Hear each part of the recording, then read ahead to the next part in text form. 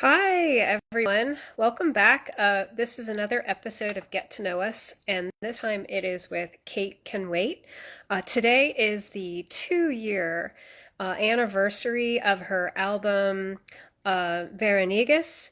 And actually, next month on Valentine's Day, it'll be the 3 year anniversary of her album that we released called Howl Youth. And next month on Valentine's Day, we will actually be having a listening party for both Veronegas and Howl Youth on our Discord. And more information on that forthcoming. But you can join our Discord. It's called the Minnie Mouse Club and it's public. And there is a link on how to join our Discord in the link tree in our bio. So I am going to attempt to bring Kate on right now, and she's going to talk to us a little bit about both of those albums. And let's see here. This is always the hard part. Let's see here. Okay, cool. She just hopped on. And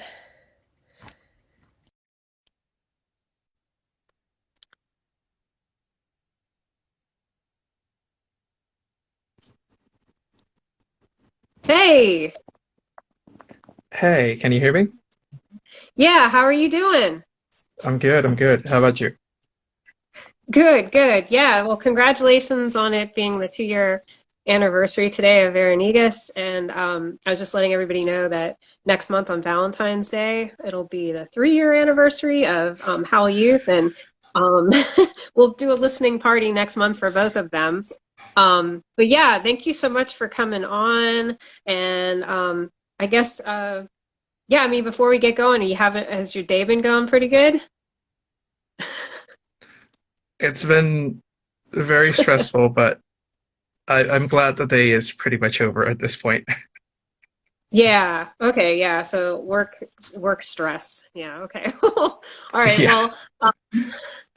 Well, yeah. So I always like to find out like how people first got into music as a listener, and like what problem for most people it's when they were a kid.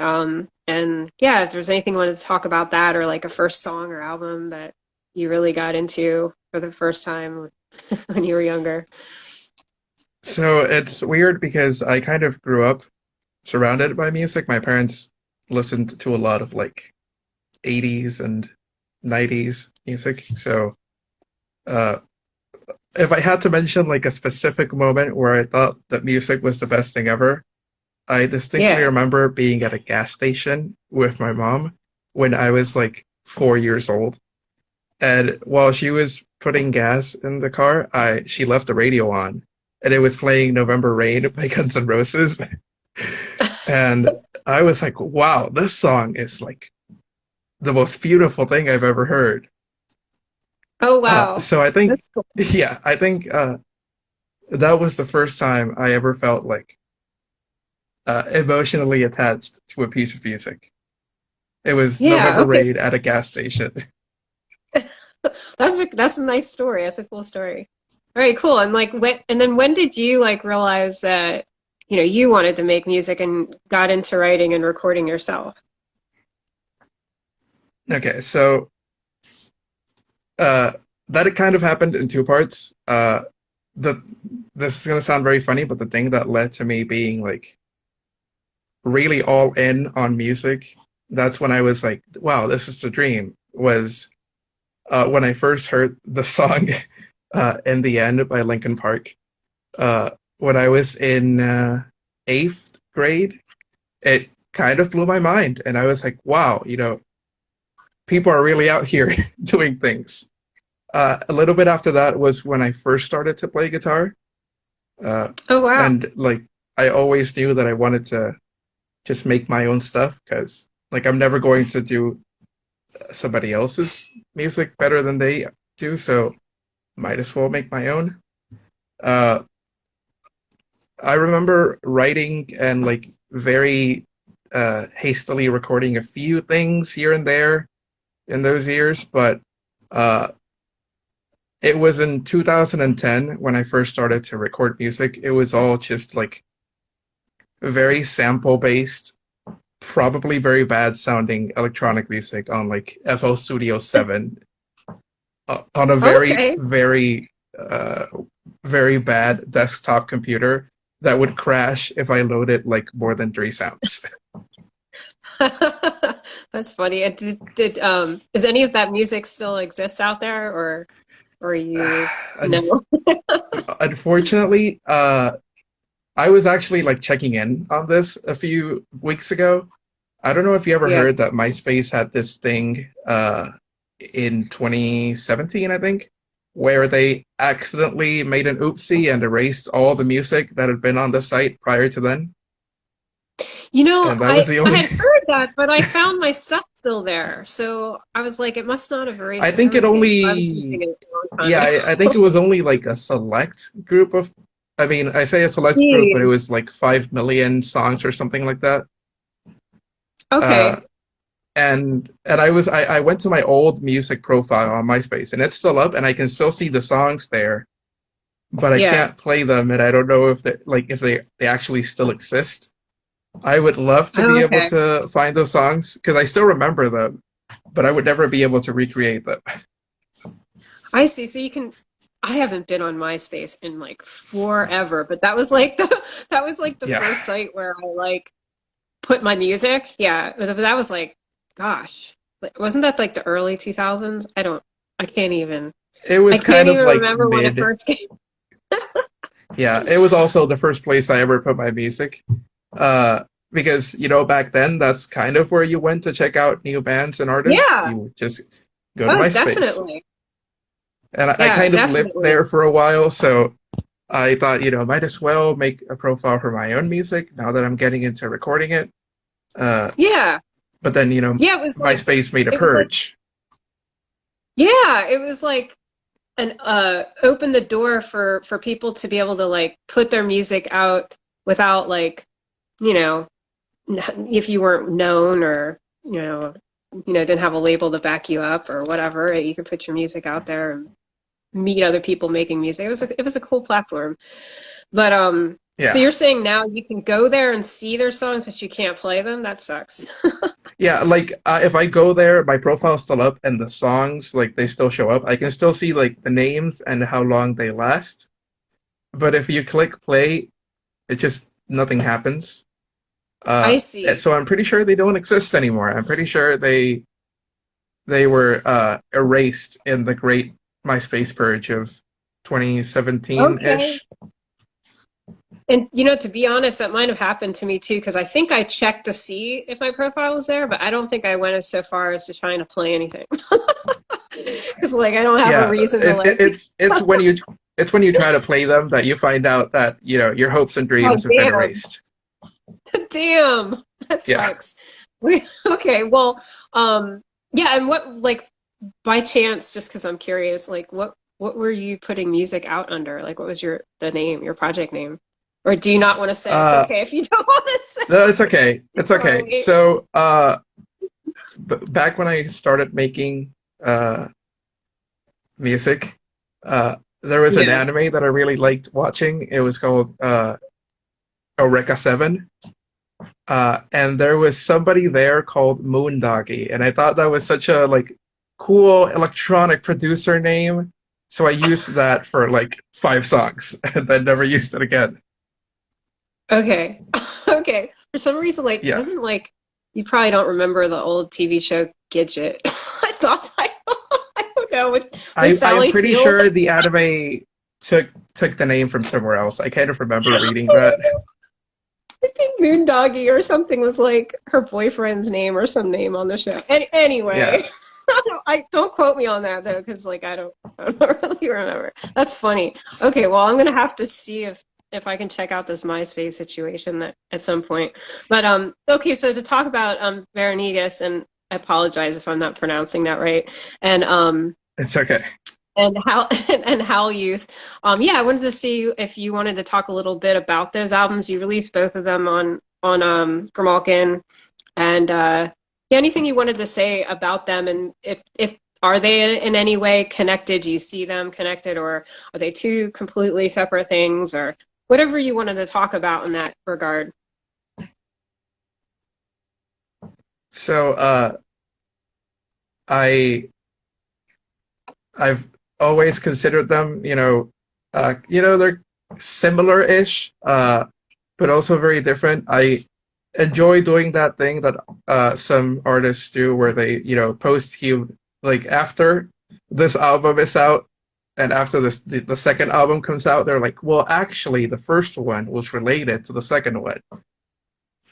Yeah, So, like, I see How You've as I as a kind of like winter album, even if it doesn't really sound very wintry. Uh, and Veraniegas is like, summer-ish. yeah, But that's really the only way I kind of like tie them together. Uh, I see. I remember I started working on Veraniegas like immediately after I finished How You've. Just like Yeah, I might have recorded the first song the day that How You've came out. I don't remember. yeah. But I I remember I remember wanted you to work. make, I remember you. what Yeah, if How You've but better? I see. Yeah, I think they're both great albums by themselves. So yeah, and I guess how did you record those albums? So like what were you using, and how did that come about? So How You've was very funny because I literally so when I first started Kate Can Wait, I recorded all of my music. Basically, I have this microphone app on my phone, and I would place the microphone app on my lap, and I would, one take, guitar and vocals, and that's the song. I would practice it like 3 times, and then just play it once, and that's the song. Obviously, Yeah, since How You was coming out on a label, I was like, okay, I have to do better. So I had this really old, barely functioning microphone that I was gifted like 10, 12 years ago. And yeah, I recorded, I would, I recorded the entire album in Audacity exclusively. I would, record all of the guitars and then all of the vocals separately. There are like 50 tracks for everything because I have no idea how to start and stop something. And then I would just use like Audacity's own reverb and whatever else other effects. I think like Below the Sea has like a flanger effect, and I also used like Audacity's really bad flanger for that. Uh, it wasn't like an intentional decision. It was more like I was I didn't want to get overwhelmed and try to learn a whole different way of recording something, so that's how yeah, I did it. And uh, like 7 years ago, I recorded like a very weird acoustic album once where I also used Audacity, so I was trying to harken back to that. yeah, Uh, but that's how I made How I Youth exclusively, just like Audacity and a yeah, whole bunch of multi-tracking.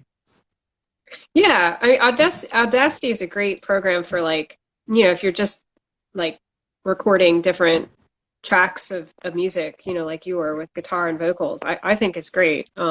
It's easy to use, and if somebody is just starting out and they like play guitar and vocals and want to record it, maybe want to try to do it rather than just record it on their phone, like I think Yeah, that's great. It's free and it's a free program, so it's yeah. obviously It's also that I'm just like I don't like making demos. I don't like to record yeah, something more than once because, like it is partially laziness of having to do this, but also I think usually that the first time I did this was probably the best time I'm ever going to do it. Because if I work yeah, on something long enough, I'm going to end up changing it, and it's going to be very annoying. So I think Audacity for me like worked really nicely in that regard, where I could just yeah, like I'll record a demo and then just like build off of it. without really changing the initial recording. Yeah. Yeah, that makes sense. And did you do Yeah. the same thing for Veronius or? Uh, I did like a half C's thing. I recorded everything in Audacity, but I would then like export it to FL Studio, and then I would add effects to it. Because uh, the way I envisioned it in my head, it needed a little bit better reverb than the one that Audacity has. So Yeah. basically, I don't think I did anything else. Oh, I also like I wanted to have piano in a few songs, or like non-guitar and vocal elements. Sure. So I did that in FL because that's where I know how to do it. It's easier if I just program a piano track than if I physically have to go and get a piano and then record it. So Yeah, sure. ease of access. But I recorded everything that's guitar and vocals in Audacity still. Yeah. And I know you have a lot of different musical projects, and not all of them necessarily um, sound the same. But is Kate Can Wait like your only or primary one that actually, you're recording like guitar versus like programming sounds, like you were talking about Yeah, with synth or piano? so I've always been kind of like this weird thing where like I I don't really consider myself a musician because I'm not very good at it. I've always thought, I'm a half decent singer. That's what I really love to Yeah, do. you So are. like my music is kind of like a vehicle as an excuse for me to be able to sing and have people have to deal with it.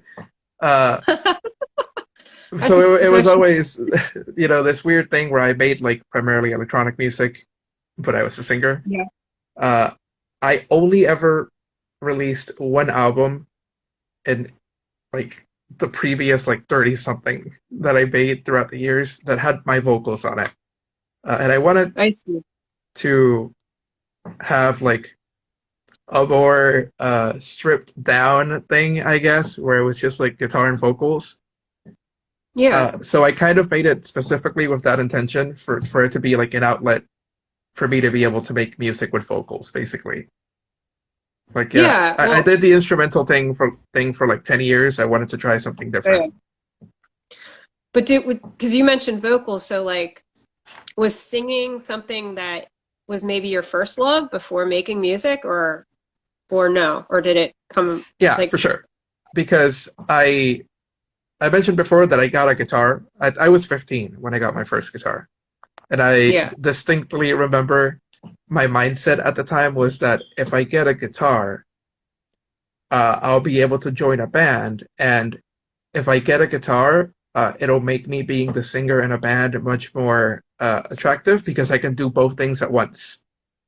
So Yeah. I was always thinking with the mindset, that I wanted to be, a vocalist. Uh, Yeah. Well, first off, I would say that you are a good musician, and I think you're a really great songwriter. And I also do think you have a really great voice. So I'm glad that you finally Thanks. decided to use it. Yeah, I think it's great. I really like it a lot. And I guess I was also curious as to, you sing in both English and Spanish, and I know you're from Puerto Rico.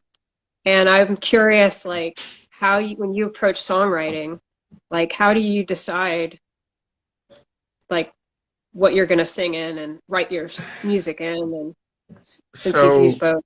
the first time I ever made a song in Spanish for Cake and Wait, it was very much intentional. Like I've always been a little bit wary of uh, writing a song in Spanish because I thought it just would. I don't know. I guess people would like it as much. Uh, I, That's awful. I That's awful. It's like, yeah, yeah, I don't I get that though. remember. I've heard that before from other Yeah, people. because it's not English. It's not the understandable. Yeah. So the Uh, first song I ever made in Spanish was okay. So the first song I ever made in Spanish was Viento Veloz. It is on the self-titled Kate Can Wait album. It was like my second one, I think. And it was like intentionally written in Spanish, and it was like hell to write because of it. Uh, but for the ones on like every other song that I wrote in Spanish, it was a little bit more natural. Sometimes like the chords reminded me of an artist that I like who sings in Spanish, and I would be like, hmm. Or sometimes I would just be like, I think it would be a nice change of pace. Like I have 5 songs in English. Why not throw like a Spanish one in there just to change things up? I've grown a lot more accustomed to it. I would like Yeah, to do yeah, like a full Spanish one day. I don't think I have it in me, but maybe one day. It would be a fun writing exercise. yeah, yeah. Well, I think it's great. I think it's um important to like, I don't know, listen to music from all over, and not Yeah, necessarily, it is kind of a shame that a lot of, in my opinion, I guess, I feel like it's a shame that a lot of musicians like who are not that English isn't their first language, like feel the need to like yeah, it does make suck. music in English, like so they can like make it or have it be more accessible when that's like, yeah, not, yeah. But anyway, uh, I know you like we were talking a little bit earlier, like your musical tastes are kind of all over the place. Like you have a pretty They sure wide are. musical taste. Um, so I guess like I was curious with the 2 albums that we released, but also in general, like what were your biggest influences? And they don't necessarily have to be music, right? So Yeah, I know you mentioned I think video games before to me and other yeah. things. So yeah, whatever you wanted to talk about that in way of influence. So, like, yeah, I like a lot of different things. Like, a very easy artist that is one of my favorites, and I would compare my music to. Uh, I, jokingly to myself refer to it like I rip off like Sufjan Stevens and Bon Iver a lot. Not actually rip off, but Right. yeah. Uh, Sure, I can that's I like can see the influence. Sure. yeah, Yeah. yeah. Uh, and I really like like uh black metal, but like specifically, from the 90s when it was all recorded on like the worst thing ever, because I feel like a lot of those old recordings have so much atmosphere, and I always strive to have my music have like a mood. So Yeah. that's I what I think kind that of comes get from through. that. Yeah, like your music definitely has a darker, somber mood, Yeah, at least in my I really in like my opinion. I really like, when music has, when there's like if you listen in the back, there's like an atmosphere, a vibe to the song. So I've always liked that. Yeah. So in 2018, I went to Oregon for like 2 months, and that was like a really influential thing because non-musical influence. Literally, like almost all of my albums are about that. There's at least one Okay. song in there that's about that trip. For better or worse, like did Mm. inspire a lot of music. Like because the second I got back to Puerto Rico is basically when I started Cake and Wait, and Yeah. all of the songs on all of the albums were recorded on a guitar that I bought in Oregon and brought back to Oh, Puerto wow. Rico. Yeah, so like not a musical influence, like I had that trip, uh, Yeah. Okay, cool. and Yeah, and I like don't know if video game composers are like my biggest influence. Basically, uh, I my favorite composer of all time is Chikayo Fukuda. She works at a company called CyberConnect 2. They make okay. the Dot Hack games and the Ultimate Ninja Storm series. and every single Okay. song she makes is just absolutely gorgeous. Uh, I also like a few shout outs, Shoji Meguro from Atlas. I could be butchering her last name, but Yoko Shimomura, who makes all the most of the songs in Kingdom Hearts, incredible composer. Uh, and Masayoshi Soken makes the soundtrack to Final Fantasy XIV. All of those soundtracks are like integral to me as an artist. Like there are a lot. Yeah. Cool. Like if I listen to a song, I'll know like okay, this is where I ripped off this part of a song. It's not actually like I ripped it off, but I try to imitate the feeling that it gives me and try to make music that sounds Yeah. like that. Sure, sure. Yeah. Yeah, that makes sense. Yeah, and then as far as I don't know if you're listening to anything right now that you wanted to talk about too. Just Uh, throwing that out there. so in 2022, the only thing I've listened to is Dawn FM by The Weeknd. Okay. It has no business going that hard. It's the start of the year. Uh, it's like the song transitions are so good. Even like the skits are great. The intro and the outro are great. Just 10 out of 10. Great album. Uh, I know it's like, very mainstream opinion, but it really is. It's really good. All Also, right, it's cool. the start of the year. Like, I usually wait until like March to see what thing people have released because like not a lot of people like to release things early in the year because it usually doesn't get a lot of attention. Yeah, it's like a silly reason to Yeah, not like release stuff I've to give noticed everyone. like I occasionally like check a bunch of like music review sites and January usually like there isn't a lot. And it's Yeah. because I think it's like a self-fulfilling prophecy of like if I release my album in January, nobody will talk about it, so therefore nobody releases. I'm sure a lot of people release music on January. Yeah, I mean, I we mean, yeah, I we I do, did, but yeah. but Yeah. but yeah, Yeah. I think December is probably the worst month, at least in my opinion. yeah, Just like because the end of the year. in I December know. everyone already made their top 10 albums of the year list. So if you Yeah. release your album on like December 20 something, then you know Yeah. nobody's gonna mention you even if it's great because they Yeah. already made their And then lists. and it's like everybody's busy and doesn't really have as much time either Yeah. and yeah, all that stuff. But all right. So like switching gears a little bit, uh, like as you know, mutual aid work's really important to Grimalkin's work and our values, and um, our tape releases always go to we ask the artists to choose either an individual in their community that they want to help out who needs mutual aid or an organization that's doing that type of work. And I know for both of your releases, you had chosen True Self Foundation, Yeah. and I just wanted to see if you wanted to say anything about why you picked them or what they do or anything like that.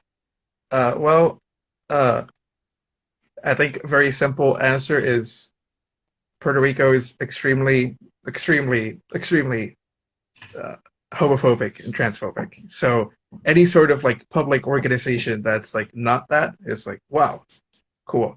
They also like work Yeah. closely with like a uh, I don't know how to explain it, but like a similar group called Centro Aragats, who like I know a lot of people who have sought out help from them, and I've heard positive things. So it's Yeah. so yeah, like not homophobic and transphobic company that has helped out, you know, people I know. Like sounds Yeah. pretty good. Yeah. And yeah, and I know that they were grateful for the help that they got from the sales from both your tape releases because I'd been in contact with them or Yeah, whatnot. So I think some really great people like are working there and keeping things running. So yeah, it's really cool. You all should check them out. They're the True Self Foundation, and I'll make sure to put I think they're here on Instagram. I cannot remember, but I'll make sure to They put the info in. probably are. I'm pretty sure I they think are. so. Pretty sure It's they are. just been a while. It's been a while since I like had to tag them. So, Yeah. but if I can, I will. Put some info in this video then when we're done. Um, yeah, and so going on to a topic that's it's probably not that positive, I guess, but another thing that Grimalkin does work to do is make some small and positive changes to what's happening within music business or music industry, or even just locally in our music scenes. And there's a lot of problems within this industry and whatnot. And I we hope one day that artists would be able to make a living wage from their music, and that society sees um, art and music as something of value. And I mean, it's everywhere and in almost everything. Like, so without it, I think our world would be pretty grim. But Yeah. yeah, so I guess I just wanted to ask you your opinions on like either things that you've seen locally where you live, or just in general or more broadly, um, issues or things that you feel you would like to see changed, either, like I said, locally or within the music business or industry at large. So I mean, like locally, it would be easy, just like pay bands for playing. It's not a complicated That's concept. universal problem. Yeah, that's kind of Yes, a universal problem. yes, yeah, If I could single-handedly destroy Spotify, I would do it with my own hands. Uh, because like I was thinking earlier about, the music the money that I make from Spotify might as well be NFTs, because it is just a receipt that I got paid 0.00042 cents. Doesn't mean right, anything. And yeah, it is insane how little they pay you. Like, the only way for you to make a living wage from Spotify is if you're already like a huge yeah, famous artist. yeah, Like, yeah, yes, Spotify is convenient, but I would dismantle it with my own hands if I could. If I had to make yeah. I'm with you on that. a less drastic change, you know how there's like a Billboard top 100 for, like, Yes, the top 100 most popular songs. I would make yes. I would make like a Billboard worst 100. I want to hear what those people are making. Like, just the the So least we mean the least the amount? Yeah, yeah, that would be like all of us. the That would be least like all of us. popular, like the top 100 least popular artists. What are they doing? Like, just let me see both extremes. Yeah, I want to see that too. That's actually really great.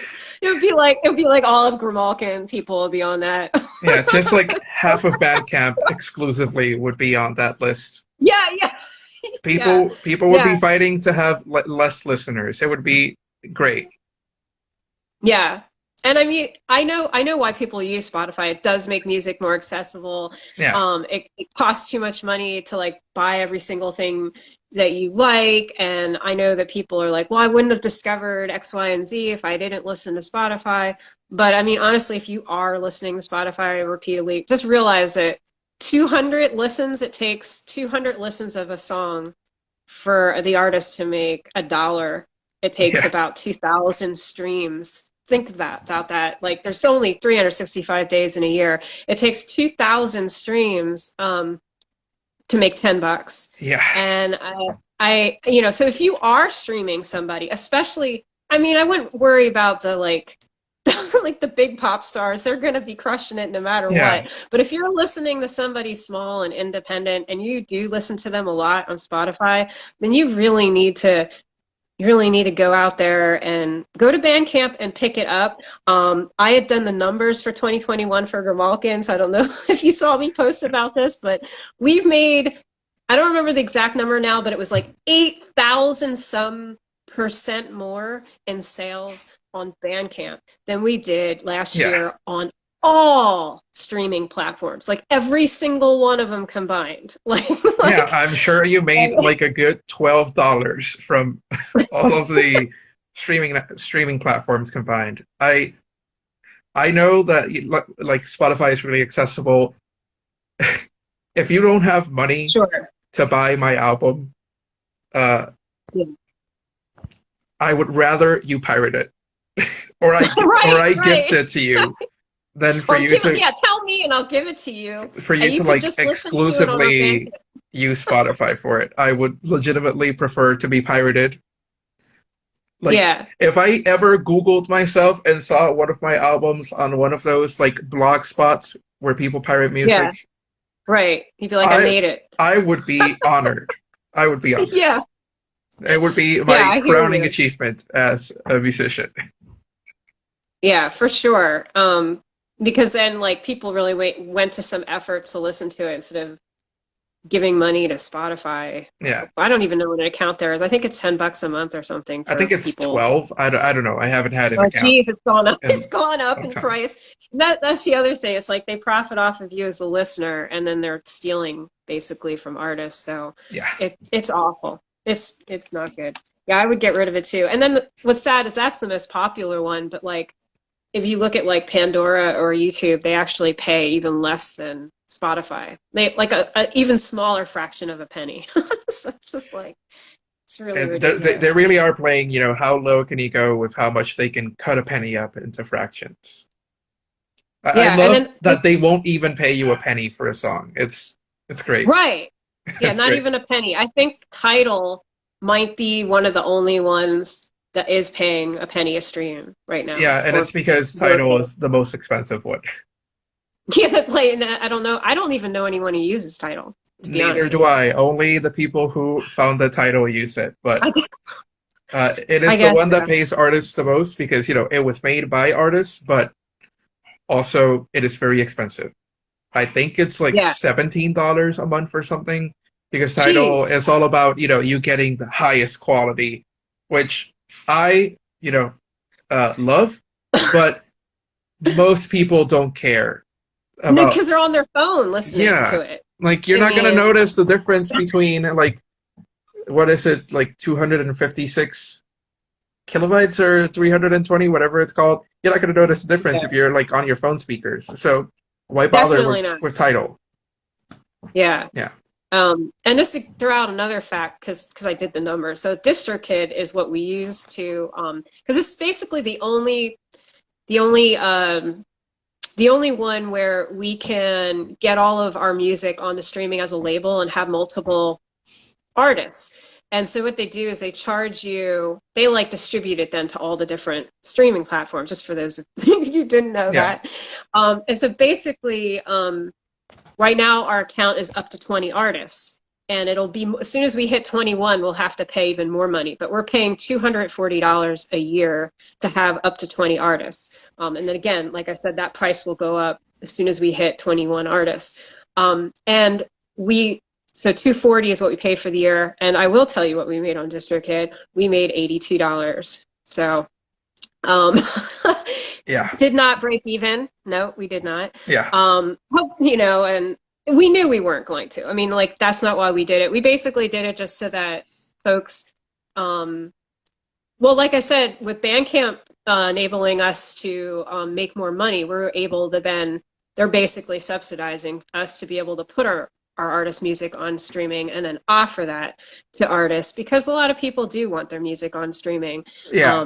We do have artists who decline it though and say, no, I don't want my music on streaming. And I'm always like, props to you. But like, I mean, I don't Yeah. blame it, but I don't blame you. And honestly, the only reason why we offer it is because we do understand that people do want it there. That is where most people do listen to their music. And Yeah. it may, on the off chance that people discover them on streaming, maybe they will go into our Bandcamp and, buy the album from the artist or whatnot. So, Yeah. yeah. Like Spotify pays us an exposure. The best Yeah. currency of them all. It's worth a lot. Yeah. I guess so. Yeah, that's what people say, but like, I don't know. I'm sure it has increased. Like if I looked at my music, it probably has increased some followers, but I mean, the trade-off is not really, Yeah, it's not it's really. not, It's not, and they know they have people over because that's where everybody listens to music, so they're not going to do anything to change it. I always feel like the only way there would be change outside of a law happening, which is like laughable that that would ever happen, would be like if all like a whole bunch of major like musicians banded together, took their music down, and said, until you pay everybody fairly, you can't put our music there. But most music's like probably like a lot of the times it's owned by a label or Yeah, so some executive, and that's not that's gonna not going to happen. happen. Yeah. But yeah, but anyway, on to something more positive. I guess yeah, I wanted to just hear if you had any like parting, parting words of wisdom or hopes for yourself for the future or hopes for the world in the future, and also kind of like what's on the horizon for Kate Can Wait. Anything like that that you wanted to to talk Okay, about so my words before of we. wisdom are uh just use Audacity and record whatever you want. You don't need big recording budgets. Just do whatever you want. Yes, And yes, uh I would like to release something this year. I've set it as a goal. I don't know what I'm gonna release, but I would like to work on something. I've yeah, I've been like so busy lately. I haven't really had time. I have written a few yeah, songs here and there. Nothing like really finished, but it could be yeah, if I put my mind to it. So I would like to release something this year. Uh, yeah. hopefully it even if even if it's in December, I'll take it. But it would be great. It's just something. That would be awesome. Uh, Yeah, but yeah, other than that, even if you think you're like a bad musician or a bad singer, even if you think you're both, you should still give it a try. Worst thing that'll happen is that you won't like it, and then you'll just try again until you do. So if yeah. I I'm posted all for my that. terrible, terrible music on MySpace, I you did can, too. There you go. Some of it was really bad. yeah, Like, yeah, I mean, just do it. Like, it doesn't even matter if it's good. That's not even the point. At least it wasn't the point for me when I got into to making music, and I don't. I'm sure for you too. It's like you just did it out of like a love for it and a desire to do it, and whether it's it's really good, fun. It's really fun. I yeah, love the me too. songwriting process. Is like the most fun part of it. Recording is a drag, but it is also fun in its own ways. Uh, I Yeah, just I just really, I like to see people get out there and, making music that they like because it gives me more yeah, things to listen to. So I yeah, guess my words absolutely. of encouragement are do Do things. it. Yes. I'm all for that. I agree with you 100%. All right, well, it was really great having you on. And again, everyone, today is the 2-year anniversary of Veronicas. You can find Kate Can Wait on her Bandcamp. It's also connected to Grimalkin's Bandcamp, and her that album is also on ours and her Bandcamp. And then Howl Youth is going to be 3 years old on Valentine's Day next month. And next month we're going to be having a listening party on our Discord on Valentine's Day at 7 o'clock Eastern Standard Time, 7 p.m. Eastern Standard Time on the 14th of February. And there'll be more info on that coming out. And our Discord is public and you can join it. There's a link in our link tree in our bio. And also, there's a link there in our link tree to our Bandcamp, which will also take you to Kate Can Wait. And yeah, I hope you'll check out her music if you haven't already and support her, please. And yeah, I'll talk to you again soon, Kate. Thank you so much for coming on. Thank you so much for having me. Okay, you take care. All You too. right, bye, everybody.